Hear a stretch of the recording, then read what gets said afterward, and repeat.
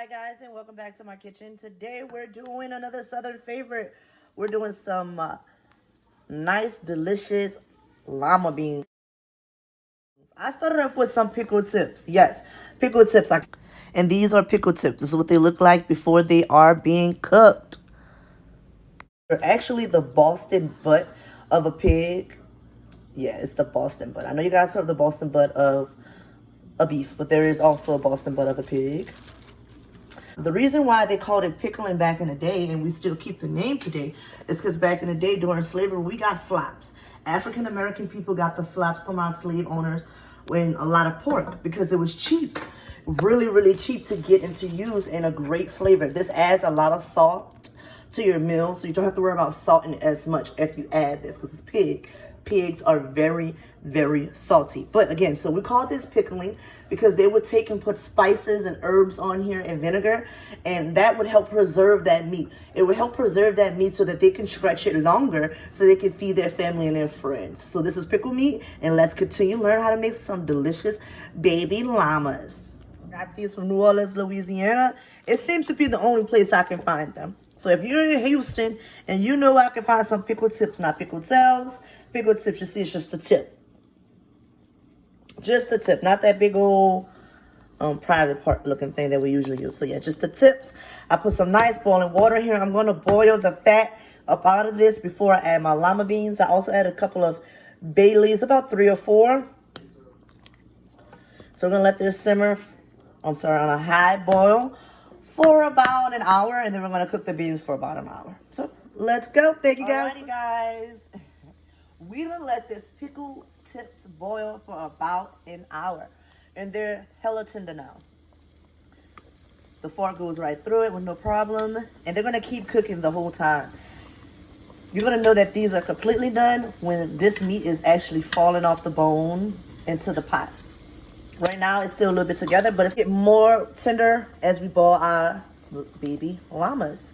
So a lot of people would take and strain this. I'm not. Well, I am, but then I'm not. I'm just going to take about 2 or 3 cups of that water that I boiled out of it, like so. It's really salty. I told you guys, pork is really salty. My bestest friend, my bestest, oldest pile, / my maid of honor at my wedding, / the mother to my godson taught me this recipe. So you take half, or about a pot of that water out, and that's about the indentation line, shows you where your water was and how it boiled down. So we took about half of that out. We got a bag of baby llamas. We're gonna rinse them and clean them and take the old ones out and everything else, and then we're just gonna pour it right into the pot.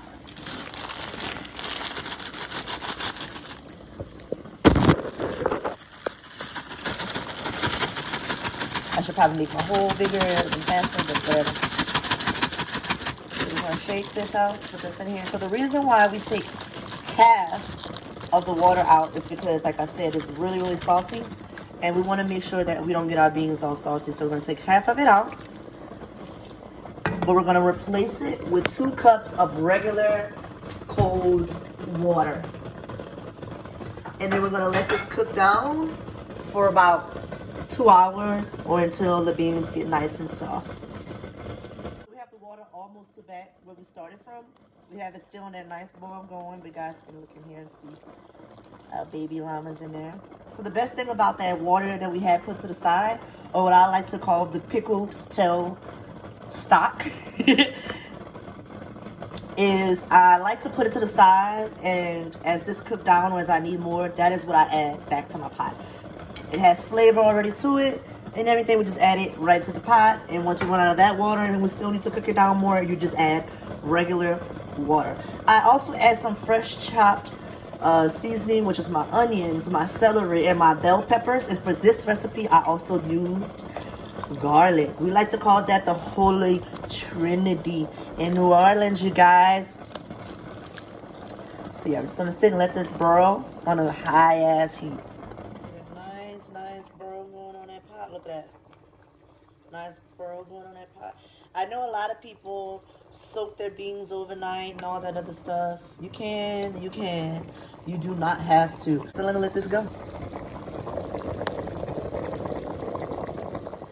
Alright, so I know I taught you guys about the Holy Trinity, but I wonder have I taught y'all, showed y'all that y'all can pre-chop your onions, your celery, your bell peppers, your green onions, and you can freeze them. Just like I did, mix it up real good. You take this container, hit it real pop, pop, right on the counter. Then you can pick up some like I'm doing here, which is my green onions, my celery, my bell peppers, and you just toss it. However much your little heart desires, you're going to add that in. So that's the onions, the celery, the bell peppers, the garlic.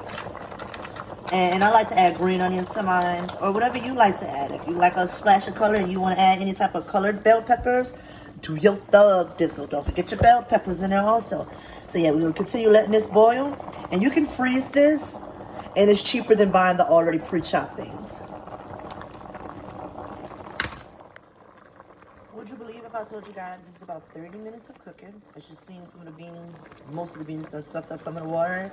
That hot water is going to cause these beans to get all foamy like we do in the water. Then they start busting open and exploding. That meat on the inside thickens the water, and that's where you get the creamy texture of any kind of beans. Red beans, black beans, pinto beans, but today we're doing some llama beans. You see what the water is and that extra water I had? I'm going to take and add that back into my pot. And when this cooks down again to the point that these beans aren't swimming in the water, or this is going to become like the gravy to it. So I'm just going to say water so you guys don't get confused though. So when this water gets low enough to where the beans aren't swimming, you see how they're swimming right now? They're just in there and you can barely even see them over the water. We're going to add more to them, so they can continue cooking down and continue getting soft. The people in my household actually like the gravy from the beans more than they like the actual beans. So I add a little extra water at the end just to make sure that I have a lot of gravy. So just going to let this keep cooking right now. You can see the color starts to change in between this one here and that one right next to it. You guys see that? That's white shell on the outside starts to peel off. And then that soft inside, that's the white. And then they got this off-white, or I want to say cream color. And it starts getting more creamier and it breaks down more and more. But that's how it's looking. You guys can see right here, you can see the skin starting to peel off that one. Yeah, so we're making our llamas. The best thing is, about 2 hours ago I made lunch and we did a hot sausage sandwich. I'll put a video about that. So there's grease in this pot. There's hot sausage grease that's going to add a lot of flavor to my beans. I don't mind. So yeah, so I'm just going to add my favorite sausage. Give them a good browning. And this is what our beans are looking like. I lowered the heat down a little bit so it can start picking it up. So yeah, you see the water line was up about here. That's how much it cooks down. Let that cook down a little more. We're going to fry down our hot sausage. We're going to fry down our smoked sausage or hot sausage, whatever one you're using. But I'm using smoked sausage and hot sausage grease. So I'm going to season this with my favorite seasoning, whatever guys y'all decide to use it. Alrighty, so I seasoned it. Got a nice good brown on it. I'm going to add everything to one side.